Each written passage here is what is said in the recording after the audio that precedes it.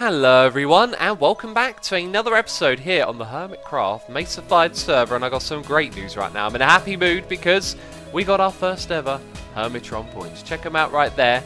Those are legitimate Hermitron points that I have earned, and some of you are thinking, assuming you're fool, you dummy, you ain't made no Hermitron points. Well, I reckon a lot of you didn't watch the entirety of the last episode because I got so many comments calling me a dummy, calling me a derp, telling me that I didn't know how to play this game. And that much is true, actually. I didn't know how to play this game, but I learned during the course of that episode. So if you didn't see all of it, we started off with having the wrong type of set in our wall. I even edited the video with text saying, I know this is wrong, you know, make sure you watch the whole episode so you see that we get it right in the end. And everyone still telling me I'm a derp. I'm still recovering from all the mean comments, man. No, I'm joking.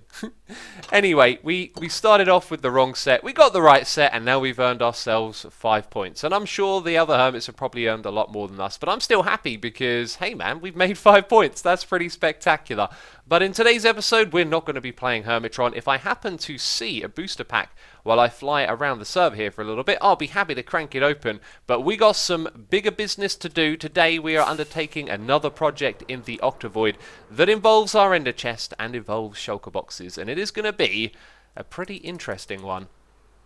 Right now, we are going to do what is known as a call to action. And that action is to watch another video. If you've seen it, don't even worry about it. But in the top right of your screen, you should see an eye, and clicking on that will take you to the Essential Enderchest Guide video that I made quite some time ago. That is a guide to useful things that you can put in your Enderchest. I'd highly recommend watching it so this video makes a little bit more sense. For those of you that have seen it, you're going to be right on board with what we're going to do with these shulker boxes. But to break it down real quick, I'm going to place this down because the contents of this shulker box is kind of like what I used to have in my Enderchest before shulker boxes were introduced. So in here we've got loads of useful things that are going to help you out in a sticky situation. You've travelled a long way away from your base and your items, and oh no, I needed a piston. Well, in here you can find the iron, the redstone, the cobblestone, and if you need wood, well, you've got saplings and bone meal in here as well. And the idea was to create a useful set of items that could be combined to craft all sorts of different things in the game to help you out if you're short of items. But all of that has been made kind of redundant by the fact that we can now carry around a lot of items, and that is what these shulker boxes here are for. We're going to take the same concept and upgrade it to the next level. And the way that we're going to do that is with a sorting system. If you haven't caught the last few episodes, then you may not know what's going on here. It should be obvious, but this is a sorting system. And the first part of that is dedicated to sorting the items into the shulker boxes over here. So after a project, your inventory is going to be full of junk, and you can just whack it into this chest, and then it will go through and sort them into each of these shulker boxes. And between the 16 of them, they can house many, many items. We could have a chest dedicated to redstone. Of course, it wouldn't just be the one item. We'll be able to put lots of different items in, but this is just an example. We could have another one that has lapis in. Basically, we can put many, many more useful things because now we've got 16 of these inventories to work with. But a very important thing to keep in mind is we must always, when using these, keep every slot full, because otherwise the sorting system would be able to put other items inside of here. But if it has lapis to put in there, and lapis is the only thing it'll accept, it'll go into the same stack, which is pretty much the same concept as what we've got going on down in this area.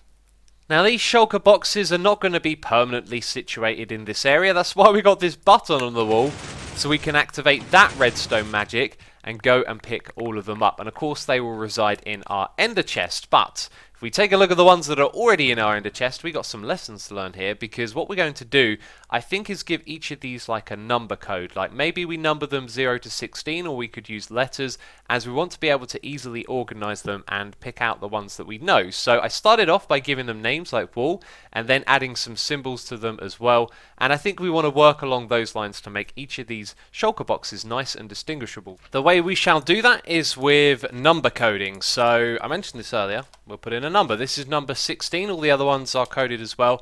And using some symbols, we're going to put in these right here to help sort of highlight the text in the middle. So this one is going to be for wood, and sometimes I call these box, like wood box, like that, using the big uppercase letters to make them nice and visible.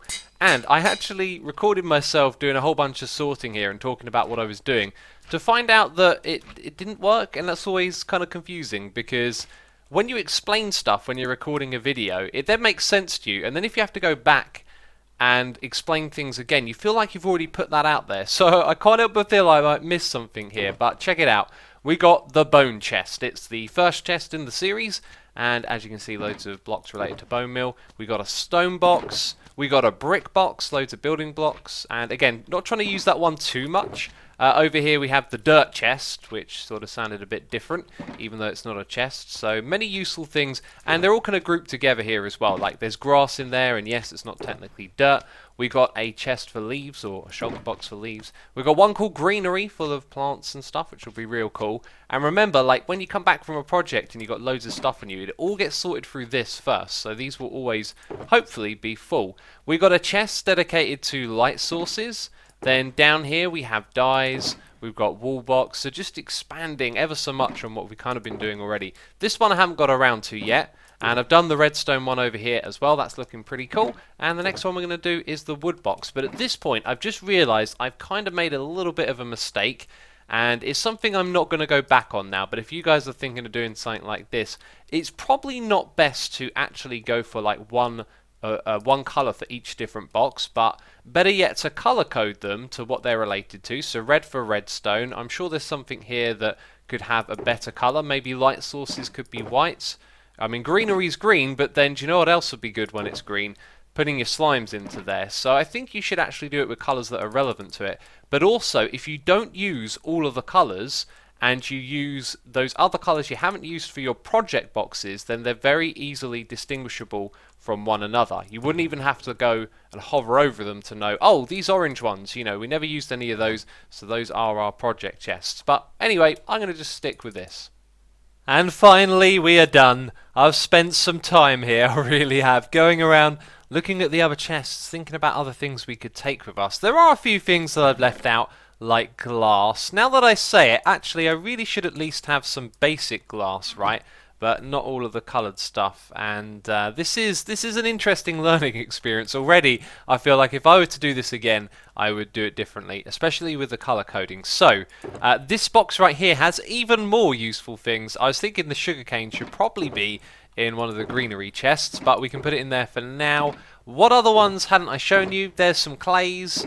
And with this, it's not really about like having this available so that you can build a build out of clays. It's just kind of convenient if ever you need one or two blocks.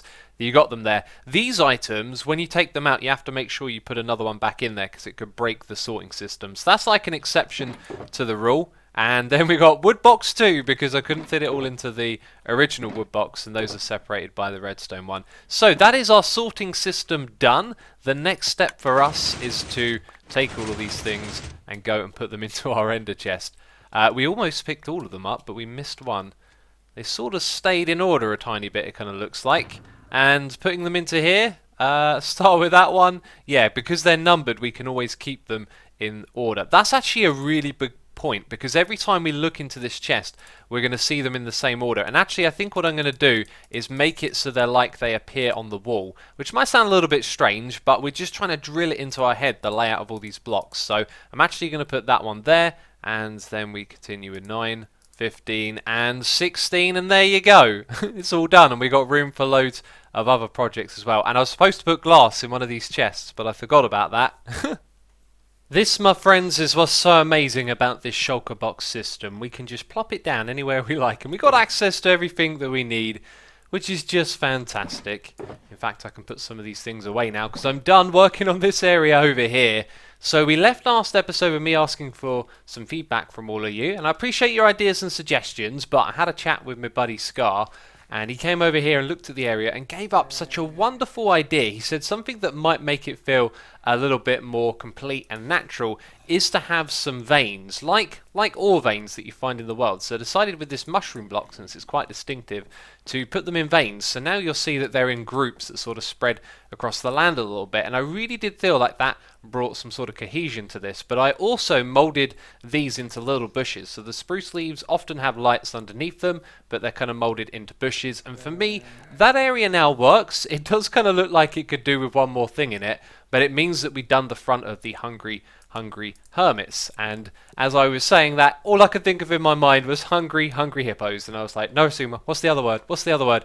Oh, it's hermits. Thank goodness. You said it in time. Oh, I am a derp. Anyway, right, the next thing we're going to do is the garden that's going to reside in this area here. This area looks pretty cool from up here, and I decided to take a step back and have a quick look before we start recording. I can definitely hear villagers and zombies around here. Hi! I found a stash of villagers. Wow. And then there's probably going to be some zombies in caves around here. I can hear the zombies as well. I don't know what to do with you guys. I really don't, and I don't know why you're here.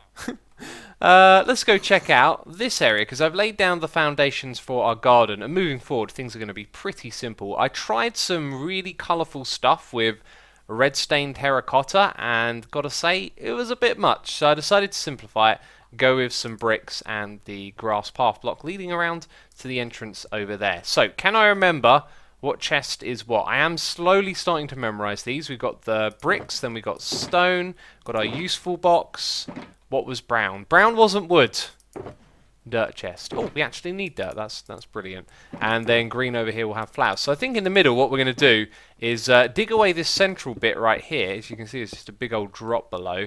And slap down some dirt and put a load of flowers in. The thing is, this middle area is quite big, so that will be very red as you approach it. Maybe what we could do is kind of raise it up in the middle and then have several layers of flowers. It was a little too red, so I threw in some purple, and I think we might put like a sunflower in here and there as well, and hopefully that'll be enough colour to make it look interesting, although you only see the sunflower from one side. Alright, this thing is finished, and in the end I just went for a classic lawn around the outside, which looks kind of odd being in the middle of this mesa, but it's cool. And below some of these carpets there is clay, because I was saving on the amount of carpets used, plus it adds a little bit of dimension to it. There's also sea lanterns as well, so this area is lit up, that area over there is lit up, no mobs can spawn over here, and that means the entrance to the Hungry Hermits is done, and I think it's turned out okay. You know, I don't build gardens too often, right, so you've got to flex your muscles and keep practicing, and maybe we'll make more gardens in the future, but as of right now, we're actually going to head over in that direction. That's a mighty fine looking tree we got right there, and oh, did you see that block break? Hi. Oh, hello, I'm over here now. You're watching from the camera account. So what am I doing over here? Do you remember that little room? I asked for some suggestions, and I want to say a big thank you to Jack Hewitt, and as always, to encourage you guys to leave a comment if ever you got suggestions, because this was a fantastic idea. Jack suggested that we open this up a little bit and make it a viewing balcony over the lush mesa, which is extremely cool because it's a very nice sight, and this just kind of looks amazing here, doesn't it, this little ledge? How about we go see it from my eyes, and you can see the view I'm talking about. What a spectacular view this is. It really is gorgeous, and I think we've got to be careful as to how much we open this up and how visible it is from the other side as well. So I'm going to tear apart what I think will make a good view. So with these blocks here, we can see down all the way over to the bridge, and then we can see across this side of the... Well, with that thing in the way, actually, maybe we won't go that far across. So we're looking at this sort of space here as our viewing balcony, and then from the other side it's not got to be so obvious that it's here, so we're going to kind of camouflage it again. But Jack, thank you for your suggestion. For those of you that are wondering, it was this little bit here where we had a covert entrance to this open area, but I don't think I want to make it covert anymore. I want to make it, you know, the focal point of this area is that you can go have a look over the lush mesa. To do that, I think we're going to lower this down by 1 block, so that means we'll dig out 2 sets of blocks here, because we're going to replace this with material, and if I stand over there I can get haste, which is ever so convenient. Gotta love that. A little bit bland, a little bit plain. We've dug out some space here, we've put in some slabs, and I'm trying to create something that's mirrored on both sides, but the landscape literally pulls back in this direction to about this point. So over here things will change, and I'm going to mess around with the materials, but here's how I decided to do the balcony. I didn't want to use glass or anything like that. In fact, one of the things that I did want to do was just maybe throw down literally 1 or 2 more leaves. There we go, I'm starting to remember. Green for leaves, right? I've also realised that I don't have sand in a chest. I don't have ender pearls, which I'll put into the one with the golden carrots, and I don't think I have string either, so still tweaking all of these things, but we are carrying around a lot of materials, and what I reckon we should do over here is maybe just put 1 more leaf block there, and perhaps another one right there as well, because I want this thing to feel hidden. Yeah, I think that's going to work. But anyway, the trick here is this slab, which I have now successfully broken. I was only trying to like poke at it basically. There we go. And the one above. And then the blocks in front mean you can stand here, but there's no way for you to go any further than that, right? Because this is a 2-block gap, and that is slightly higher, and the player is too tall. So that makes a really nice balcony. I mean, nothing can get in. Maybe a zombie, a baby zombie even, but nothing can get out. Well, it turns out that we do actually have some sand, no string in here, so maybe I'll put some of that ice away, as we'll only need a little bit at a time, I guess. Like if you're doing a project where you're building ice, you're going to bring loads of it with you anyway, so that's to help you out if you need the odd blocks. So I've made these little dents in the wall where we can add some detail, but that, I don't know, that doesn't really fit into the room. I think actually glowstone probably goes with wood a lot better than sea lanterns does. So anyway, we'll try something like that with a fancy block. And this is the shape of the room. We've got the ceiling and the floor to do, but look at this transition into this space over here. Very nice, I do like it. But the entire time that I've been here, there's nothing but groaning going on. Spiders hissing, witches laughing. I believe if we walk around to the top, we're just going to see a load of zombies up here. Or not. I can hear them groaning still. There you are, there's one of the spiders. Yeah, this area isn't lit up, so mobs can easily spawn on it. I don't know where those zombies are though. Maybe they're actually underneath me in a cave. Well, there's your floor. And there's your ceiling. It's feeling really classy in here, I gotta say. It's a nice place to hang out. And the view, that's what you come here for, is really great. I know this stuff is sort of in the way, but you can get a sense of it. And it should be there, because it's quite bright on the inside here. The only thing now is this entrance. And I think actually just some slabs like so will give it a nice transition. Oh yes, that works. Let's just replace this here with some birch as well, and that's what we've done for this little room. So it's no longer a secret, it's a nice viewing balcony, and man, what a lush little room to put inside of all of this. It feels very clean in here, and I'm pretty pleased with how this has turned out, but the best thing, like I just said, definitely this view. I interrupt this video to bring you some random test world derpage that's going on right here. I've been thinking about making a furnace array down in the Octavoid. You see, we do have a furnace array, but it's somewhere else, and so maybe we should make another one closer to our items. Now, I've been watching Etho's videos. He's got this really cool idea of using the mushrooms as a fuel source, because you can get a lot of this stuff really quick. And I don't want to copy the guy's idea, I want to see how he finishes his farm. But then it got me thinking, well, we can duplicate TNT, and maybe we can automate the process of blowing up these mushroom blocks, right? Well, the answer is no. Not only do you not blow up all of the mushroom blocks, I haven't actually tried that on the shortest, you don't actually get the mushroom blocks themselves. You get a few mushrooms and probably a fair few of them get destroyed. So you can't use these as fuel, but you can use these ones. So we can't do something particularly original, and I don't feel like just copying someone else's farm in this instance. So we're going to investigate another idea that we could use as a fuel source.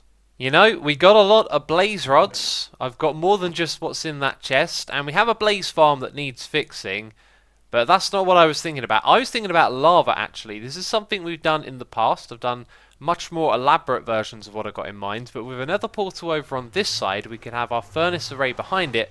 Then we can pop into the nether and go to a lava lake. But there are two problems in our way. There are no lava lakes nearby where this portal is, which is all the way down, low down in the world. There are the coordinates for you. The other problem is that this completely messes with the nether portal that I have on the other side. So when I want to leave this area and go to the nether hub, I'm now going to get taken a really far away from that place, which really sucks. I mean, it wasn't the best anyway, because we'd have to travel to find a lava lake, but that could still be a good fuel source. But when I go through this portal, it's going to take us down to the bottom again. So unfortunately, going to have to knock that idea on the head as well. I had a couple of ideas, they both haven't worked out. It feels like today's not my day. Anyway, let's dismantle this thing and head back up to the top of the nether hub. Well, with that idea thrown to the side, I thought we would check on shops for profits, and this is actually the first one that I've been to. I mean, I was about to say I can't believe that they're still selling, but when you think about it, it's food. You need food all the time. I mean, it makes complete and utter sense that these are still selling. So, one from that chest, and you'll see a lot from this one right here. A load in this one as well. Hey, I'm double clicking these, what's going on? Oh, that one's renamed, and it's renamed to Diamond. That's interesting. How many in total have we got here? 26 diamonds. And from the gold shop, we've got another 5 diamonds. Oh, maybe I never looked in this one. Maybe I miscounted. I'm sure there was 3 in one and 2 in another. Okay, well, we got a lot more diamonds there. And I'm actually out of gold because I spent some time at the gold farm repairing all of my gear, getting some levels. But I used all of the gold to make the golden carrots. Ah, that's right. I tore down the expo shop, so that'll be the last of mine. I doubt there's been any more sales. I don't think there's even been anything to be sold. Yeah, I should probably get rid of these already. But it reminds me, something we haven't done is actually finish this area. Me and Ren were supposed to build a bridge leading up to this, and I do believe we should get that done sooner than later. So, steps in place in order to kind of remove the rigidness of just having steps go all the way up. Every third step put a row of slabs, just makes it a little bit different. And I'm thinking about how we're going to transition the walls around here like into the landscape. I also kind of dug away a lot of this by mistake. I think what we're going to do is take the dark oak we used down there and make some like little pillars on the side that look like they're holding back the clay, and then above it just kind of tear all of that stuff away. There's also a few bits and bobs here to remove as well, and it kind of comes up in this location. Let's get rid of that bone meal so we can just see what's going on here. And that kind of steps quite nicely into the path here. I think I might tear this down though. I know Python did a lovely job with it, but he kind of put these things like right in the middle of the path, and it feels a little bit odd there, so I might change that about. You probably won't notice it, but I've extended the roof here. There was like a pillar on either side, and it just needed like finalising and finishing, and I think that'll do. I might throw in a couple of extra blocks because it's kind of flat at the front here. But then we've got our pillars on the side, put in andesite blocks, and I realised that lighting here isn't actually necessary. Well, actually it's kind of necessary on the side here, isn't it? Because these are stairs. Mobs won't spawn on stairs. I've got no stairs on me to fill in that gap. But anyway, I was thinking what we'll simply do is just this bottom block here where the light source is going to be a little bit more surrounded by other things. That's where we're going to hide a block of glowstone. Otherwise, I ain't got too many other ideas on where to put them. Although, we could actually use some end rods, couldn't we? That is looking good. It has come together very easily on this side over here. I scrubbed out some of that yellow McDonald's stained clay though. There's a strip of that around the side here. Going to get rid of that on this side as well. But the challenge here is a lot more difficult because we go right up against Mumbo's building here. And I don't want that thing to end up floating out of here, you know. But we do need to make quite a harsh cut. So it's probably going to end up being very steep on this side. Well, this is it. We've got like 2 things left to do. One of them is that, so we're halfway there. We also want to have a look over at this side. Looking pretty good. I thought that would be really difficult, but actually it just needed a little bit of a trim. And I don't know, just the balance here, it's alright. This path has like worked out really well. The last thing to do is to rip up this little spot. And also go zap, zap, zap, zap, zap. Eat a carrot. That wasn't part of the plan, but we want to change that into the path. And then this little bit here as well. Let's take a step back. Pretty nice little entrance area. I actually think it also needs one other thing, and I just happen to have some perfect items for it in my inventory. Some sort of marker to show you at the top. So some torches on those fence posts. That's pretty good, and that's that little thing there finished. And we've done a lot of odds and sods today, but that is going to be it from me this episode of Hermitcraft. If you have enjoyed it, please do leave a like. As always, thank you so much for your support, and I will see you in the next episode. But we're going to try something. Yes, we did it! And I hit the building!